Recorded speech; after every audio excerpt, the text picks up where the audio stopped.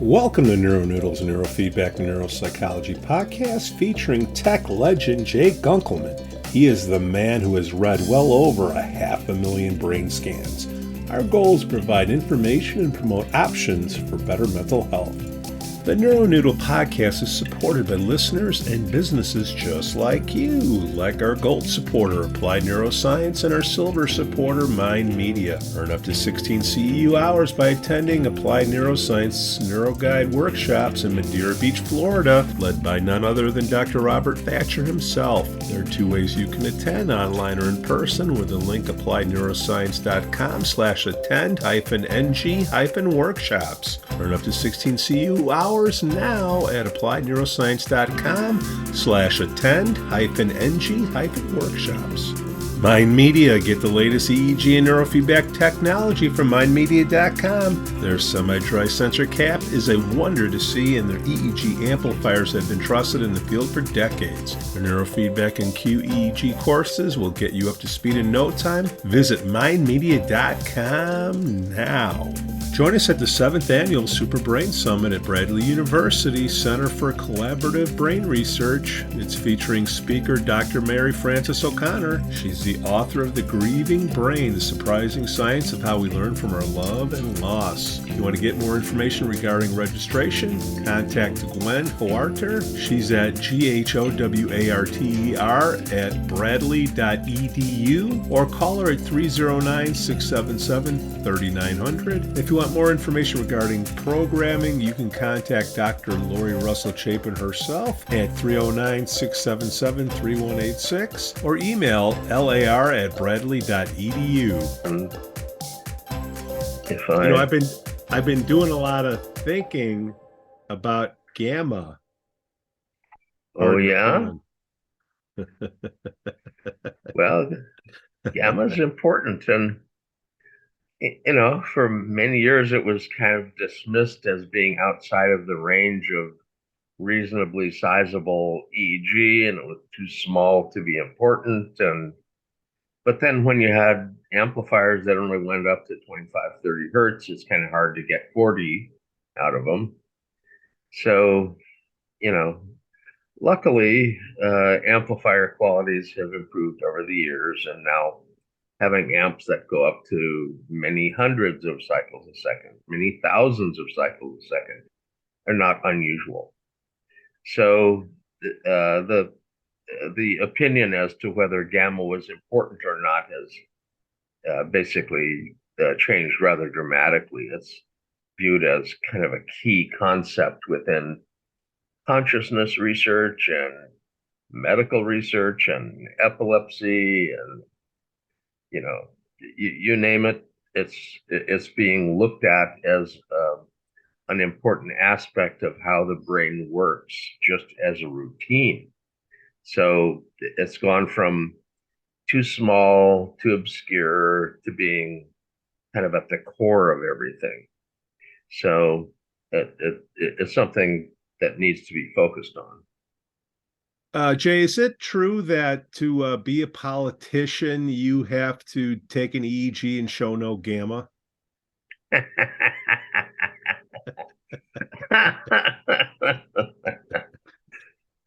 They've been looking all over the universe for dark matter. All right, that's all I got for you. Well, making me laugh in the morning is a good thing. So, okay, good. Do we have the screen sharing? So you are set up and ready to go, my friend. I've been waiting. There we go. Let me pop this into full production mode here. So this is basically going to be a discussion about gamma, specifically oriented towards neurofeedback, but you have to understand gamma in all of its applications in order to really see the application of the neurofeedback of the gamma. So let's get rolling. People that look at consciousness have hypothesized that gamma is the binding rhythm. It binds percepts into neurology, into into the neural networks themselves. And I have to say that if it's something that binds a network, it's a little late to the process. A network forms about 45 milliseconds before gamma emerges. Gamma has been shown to be an emergent property of being bound as a network. If you make a network, it's like creating a bell. If you make a bell, it will ring. It's just an inherent property of bellness. So neural networkness ends up having its own resonance like a bell. And that resonance is a fast frequency up in the gamma and faster range. And we'll see some, gamma 2, which is 80 to 100 hertz, which is, now gamma researchers look at that more validly than just 40 hertz, actually. And then ripples and, very fast rhythmicity up in the 150, 200 hertz range. So let's take a little bit of a look. Synchronization of neural discharges. In other words, if you can synchronize brain rhythms, it can serve to integrate a distributed neurons in cell assemblies that are distant. How do you hook together something in one spot with something in another spot with something in another spot that are at a great distance? And how does that work? Well, they have to have something that actually holds them together, something that creates that distant binding of locations. And that something is actually slow cortical potentials. Slow cortical potentials can instantaneously initiate synchrony at a great distance across the brain, instantaneously within a millisecond. And this was identified by Roy John in 2005 before he passed. So, interestingly, we've found, due to Richard Davidson's work with the Dalai Lama's monks, that there's a huge amount of gamma in meditative expertise, specifically, especially with the compassionate Zen meditative traditions of the Dalai Lama's monks. So it's been seen kind of as a pretty good thing. We know it's involved in consciousness in general because drugs that alter consciousness alter gamma. As an example of that, David Stuckey, Robert Lawson, in 2005, before David Stuckey died, the EEG gamma coherence is increased during ayahuasca experiences. That was his PhD dissertation, basically. And he had gone down to the Amazon and done a couple of shamans out in the jungle. And this is long enough ago that he actually hauled a big old Lexicor amplifier, which is the size of an old big stereo amp, when stereo amps were big. And they had to run extension cords from the village where there was a generator all the way out to where they were doing the ayahuasca ceremony. And he did all this. I mean, it's an extraordinary amount of work to get this all set up and record 2 shamans. He brought the data back, and it was being dismissed by his PhD dissertation chair as being all muscle artifact. And he actually brought it to me, asking me to look at it and tell him it was just an artifact, and he would go away and leave me alone. And I looked at it and said, well, actually, it's hypersynchronous gamma, not EMG, and it's more gamma voltage than the Dalai Lama's monks even. So it's an extraordinary amount of hypersynchronous gamma. And he said, well, if my PhD dissertation chair is going to have an argument with, about that, because he said it's all EMG. I said, well, look at the coherence. EMG is not coherent. And the gamma that you see here is coherent, except for the areas in the temporal areas where there is EMG, the coherence drops away. So where there is muscle, it's not coherent. Where there's just gamma, it's coherent. So he ended up with a unappropriate dissertation granted for his extra efforts of running around the world to try and collect this kind of data. So neurofeedback is seen frontally in prefrontal cortical area in meditators and also non-meditators. It's associated with subjective experiences. And this is Beverly Rubik, who's an old friend of mine from many years ago. And we presented together, oh goodness, I can't even remember how many years ago, at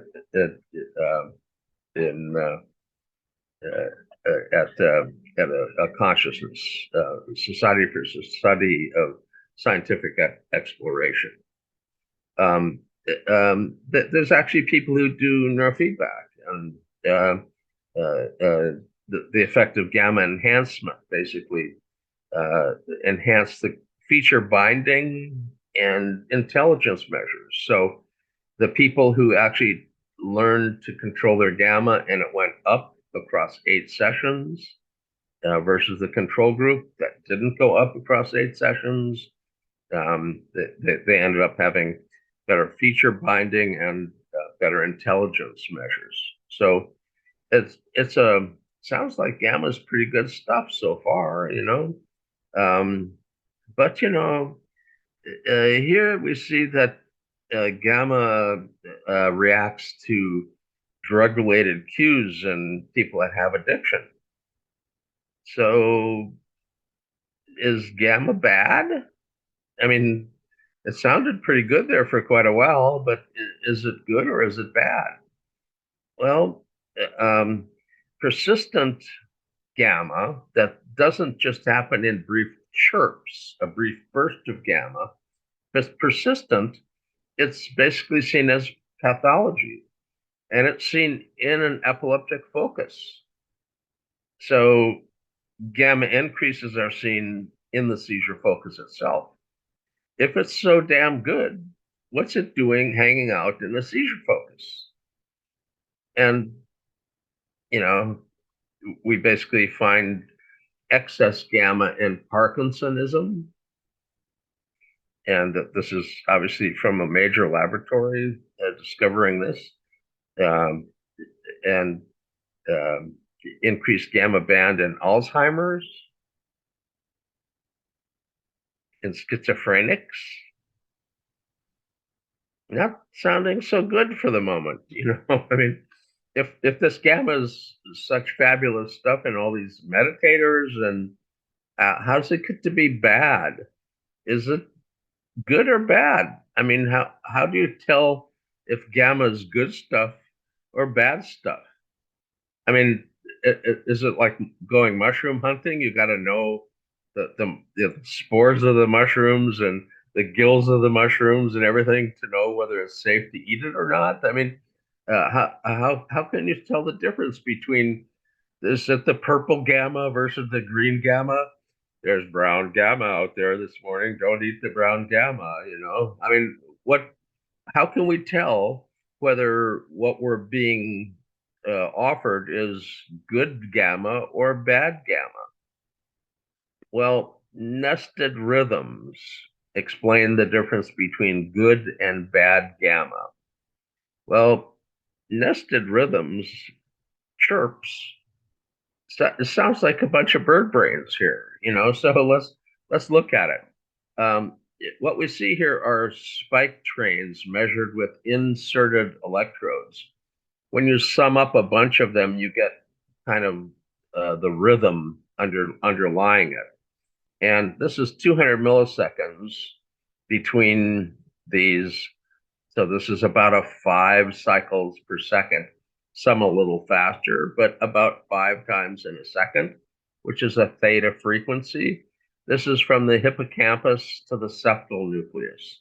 Basically, the nucleus accumbens in the basal forebrain provides acetylcholine to the temporal lobe limbic structures, providing rhythmicity so that they can actually fire with the rhythm in the theta frequency range.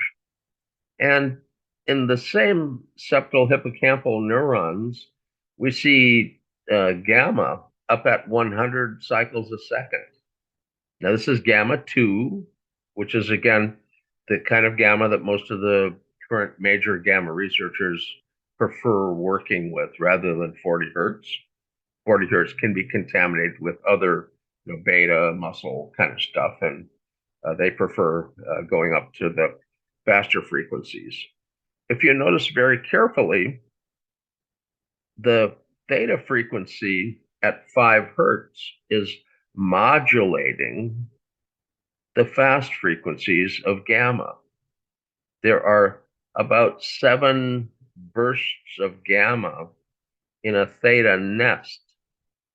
And this is actually the digit span. You can remember about 7 numbers, like a phone number. And beyond that, it gets a little iffy. Some people are really, really good with long strings of numbers. I saw somebody indicate that their daughter, who's still very, very young, on Pi Day, 314 recently, had memorized like 30 something digits. So you can remember more than just 7, but the normal digit span for normal people who don't end up having a focus on remembering long, complex strings of numbers, about 7 digits is our digit span. This is actually a quantum effect, nesting, cross frequency coupling, phase amplitude coupling. As the phase of one frequency changes, the amplitude of the other frequency is modulated. And the theta waveform goes from negative, gamma's active, but then when it goes back positive, it turns it back off. So the phase of the theta, if it's electronegative or up in EEG land, the gamma is buzzy and busy, and you have your digit span, but when it goes to its electropositive phase, it turns off. So you get chirps of gamma nested in theta. So this brief chirping is literally a quantum effect between and across frequency bands. Let's look at that. Here's a high functioning ADD. Here's, a normal. This is a high functioning ADD as measured by a CPT task. A go task, in this case, is what they were just presented with on a go, no go overall task. And what you see here is from 0 to 74 cycles a second. And gamma is going to be up in the 30 plus per hertz range as these sheets going up. And this is the normal person, and you can see the location that they're looking at here is basically the F3 location, which is the same spot on all 3 of these individuals that end up activating the finger that they're going to press the button with when there's a go stimulus. So when they get the go stimulus, the purpose of this display was to show this approximately 17 hertz, 14 to 18 is about 17 hertz rhythm that lights up. It's after the go task has been shown. And they press the button about here, but at about 500 milliseconds, they actually, a normal person can differentiate the stimulus that they just received as a go stimulus versus a no-go stimulus. And they press the button. So the reaction time is about here. This is a high-functioning ADD. On the CPT task, they hit the button a little later than the normal, but if you look very carefully, there's you can see 1, 2, 3, 4, 5. Number 6 happens at the very end here. The 6 bursts of gamma. Well, in the high functioning ADD, there's 1, 2, 3, 4, 5, 6, but they're very, very weak. In the low functioning ADD, their reaction time was 900 and something milliseconds. They barely reacted by the end of the second where they had the chance to respond. And there's a lot of gamma missing. The nests of gamma are missing. They're not, there's no gamma nested gamma in the theta band. So gamma is an important feature for attention and attentional processing. It is something that can be trained in neurofeedback. It's not the most common feature to be trained, but there are people that train it. The original gamma trainer was Dr. Shear in Houston, who did it many years ago in the 70s. And he took kids from the school system who were thought of as minimal brain damage. These are before modern times. The classifications were crude and insulting, retarded, brain damaged. You know that you wouldn't do this in a modern, diagnostic approach. But those were the kids that he took from the school system. He evaluated their EEGs. If they had some gamma but not enough, he trained them gamma. If they didn't have any gamma at all, he basically wouldn't work with them because there wasn't anything for him to operantly condition. You have to have something there to shape. If there's nothing there, you can't shape it. So at the end of 1 year of training in his school system, kind of deviant route of school in Houston, they were put back into the school system and ranked as superior to intelligent, basically, students, from being brain damaged to being intelligent.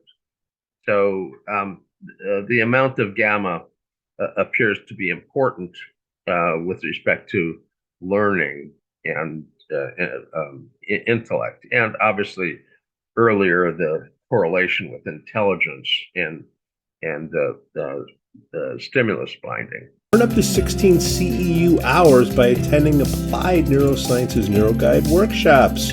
In Madeira Beach, Florida, they're led by none other than Dr. Robert Thatcher himself. There are 2 ways you can attend, online or in person, with a link appliedneuroscience.com/attend-ng-workshops. Earn up to 16 CEU hours. Sign up now at appliedneuroscience.com/attend-ng-workshops. Join us at the 7th Annual Super Brain Summit at Bradley University Center for Collaborative Brain Research. It's featuring speaker Dr. Mary Frances O'Connor. She's the author of The Grieving Brain, The Surprising Science of How We Learn from Our Love and Loss. If you want to get more information regarding registration, contact Gwen Hoarter. She's at GHOWARTER@bradley.edu, or call her at 309-677-3900. If you want more information regarding programming, you can contact Dr. Lori Russell Chapin herself at 309-677-3186, or email lar@bradley.edu. So nested rhythms. The DC, 0 cycles a second. DC fields are the base nest. When the slow cortical potentials go electronegative, your brain is on with active AC features like delta and theta and alpha and beta and gamma and all the frequencies. But when the slow cortical potential goes positive, it turns off the alternating EEG, which is why it can be used to turn off seizures. And the DC, slow cortical potential, and gamma together form the basis for the BIS index, the bispectral index. Aspect Medical owns that, and they measure the depth of consciousness during anesthesia. It's been used for millions and millions and millions of same-day surgeries. Many, many years ago, there was like 9 million, and there's goodness knows how many. Pretty much every same-day surgery suite in the US and internationally have this little box that goes from 0 to 100, has a big fat electrode you put on the forehead. It's concentric electrodes, and they look at 0.38 hertz and 38 hertz because the math is easy. This is slow particle potential and sub half hertz, and this is up in the gamma range.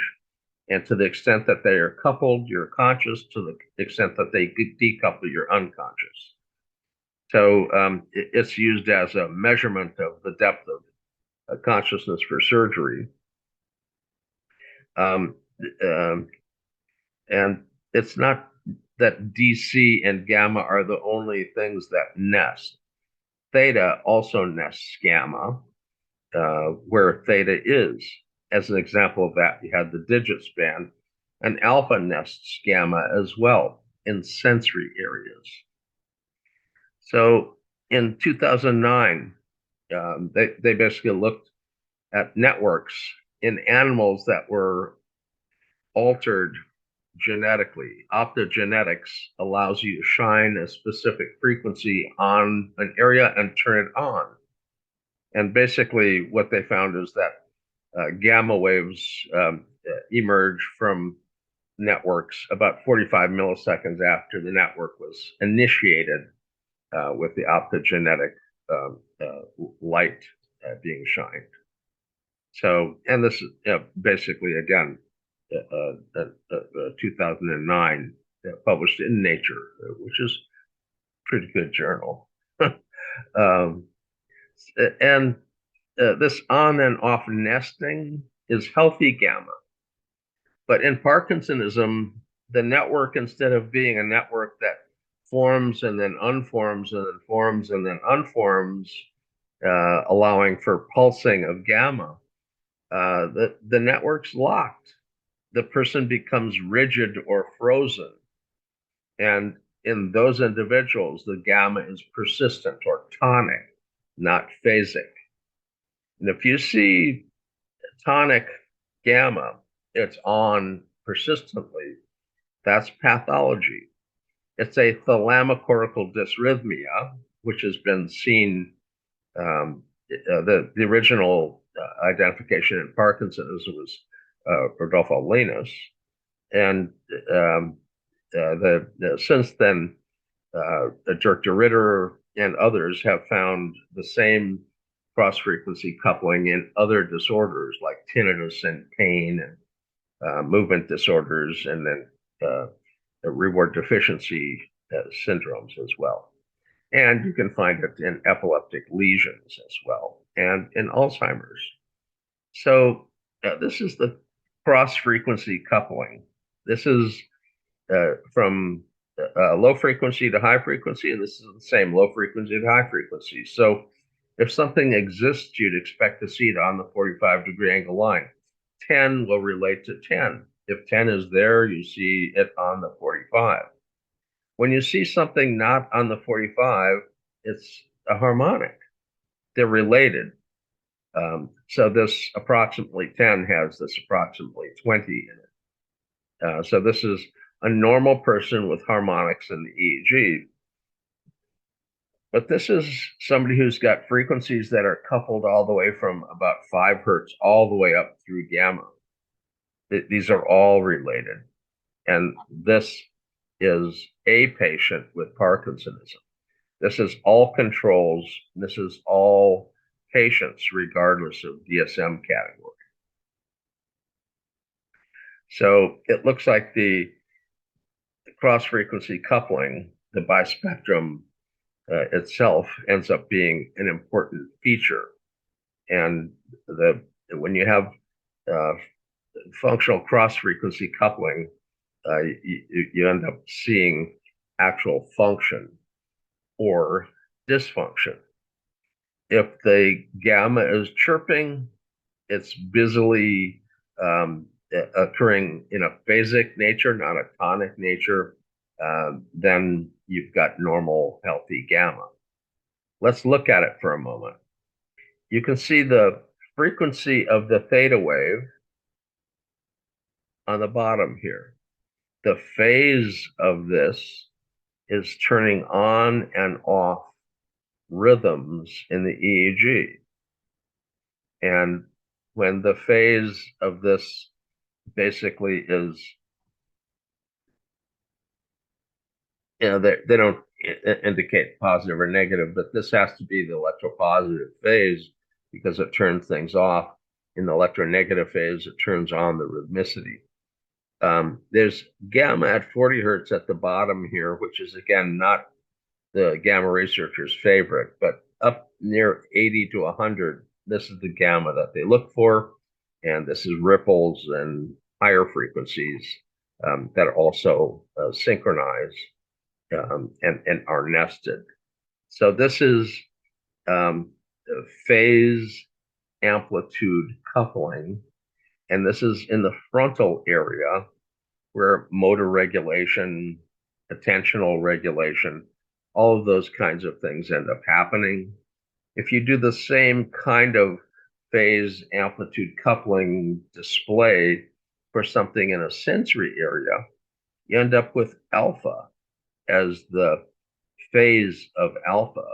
And you can see again, when it goes electro, and this is unfortunately are flipped upside down from what normal EEG is, because negative is normally up. So they've got this flipped upside down. But when it goes electronegative, which should be up, you get all of all of the gamma that's seen here. So it's I think important to realize that not all gamma is good.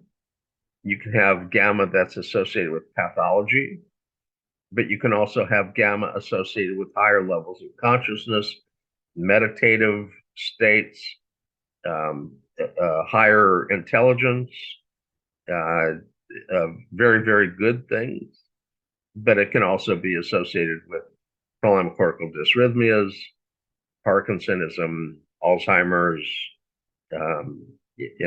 pain, tinnitus, and reward deficiency syndromes, eating disorders, obsessive compulsive disorder, depression. So you need to look at the dynamics of gamma, not just whether you get some gamma power across a long period of time, but whether it's occurring in brief bursts in a healthy way or if it's persisting in a pathological way. And I have to say that most of the time you don't run into people that have the full understanding of gamma being both good and bad. You'll find meditators who think of gamma as being great stuff, and they'll tell you to train it up. There are people with devices that will tell you that gamma's great stuff and you should make more of it. Well, they have a point to a point. But beyond that point, their point isn't good anymore. Gamma's good when it's chirping. If you're going to train for gamma, like how many sessions are we talking? I know everybody's unique, but in the range of things and the symptoms, can you just give like a ballpark? How many sessions? Normal individuals can influence their gamma within 8 sessions, as you could see in the Keizer did the study. Here's 8 training sessions, and the amount of gamma went up in the control group. You didn't see the change, and they ended up with a dramatic difference between feature binding and intellect between the two groups. So So so generally you're doing two trainings a week. So in a month you can see positive the, effects. and these were normal people. Recruited subjects are usually like university students. The lab rat of the research world is the Right, right, right. university student. So the lab rats, at least they're kept in their cage and they show up on time. I have to say that human research subjects at universities quite often have their own schedules and don't necessarily always show up on time for their research. So sometimes lab rats end up being a better deal. However, in a relatively normal person, you can get a reasonably good acquisition in 8 sessions.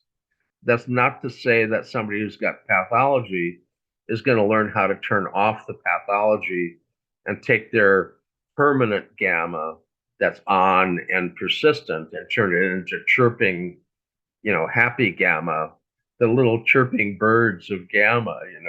Uh, you might have the persistent whine in the background of the gamma frequency, but again, that's not healthy. What you're looking for is brief bursts of gamma nested in theta or alpha or in the base nest for consciousness. The slow cortical potential and gamma binding together basically predict consciousness or not. I think a crucial aspect of how the brain works, and it's really not very well understood by most people who think in terms of delta, theta, alpha, beta, beta 1, beta 2. Oh, yeah, yeah, there's that gamma up there. Well, there's not just gamma, there's 40 hertz gamma, you know, and there's 80 to 100 hertz gamma 2. So gamma 1 and gamma 2. And gamma 1 sometimes 35 to 45, sometimes 38 to 42, depends upon what lab you're looking at as to where they define it. Some people start to try to define it above 30 hertz. Now, that's why the gamma researchers don't like to look at just 40, because it can be intertwined with a bunch of beta frequencies that are in the 30 plus hertz range, but aren't necessarily gamma. They look for gamma 2, which they call real gamma, and that's where they trust the data basically at that point. Who discovered gamma, Jay? I'm not sure. You know what I mean? It's because it's so fast, and you needed a really good amplifier to pick it up. I wonder, like, what decade it came into play. Probably when you got in the field. Well, it wasn't one of the ones that I was focused on in my early medical career. I'll say that. Yeah. Gamma wasn't a big thing in the 60s and 70s with respect to clinical applications. Jay, what's the latest going on with your the Gunkelmentary Signal and the Noise? Well, the signal and the noise, it didn't fit the Fargo Film Festival's format. It's a 2 hour long documentary, which is outside the scope of the size of documentaries that they want to show. Right. So it's being shown.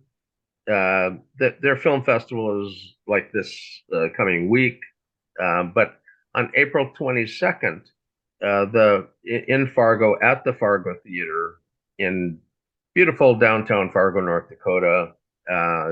We've actually got the signal and noise being shown and live streamed at the same time.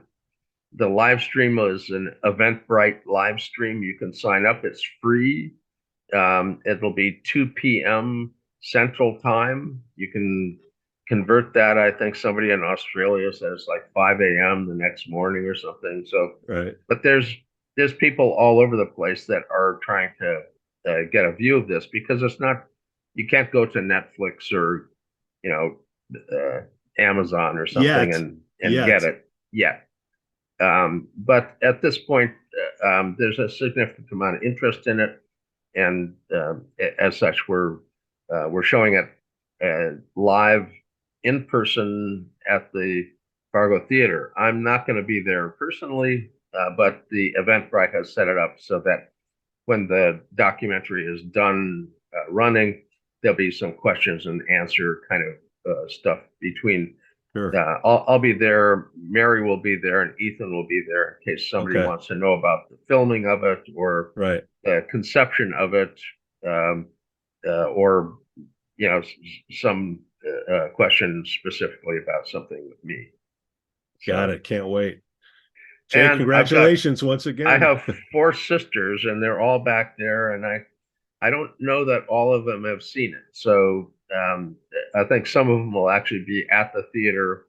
So they got to take pictures. Send them in here. They're the cute ones in the audience, So that's right. Well, we'll be looking for the ladies with the eye patches on. Actually,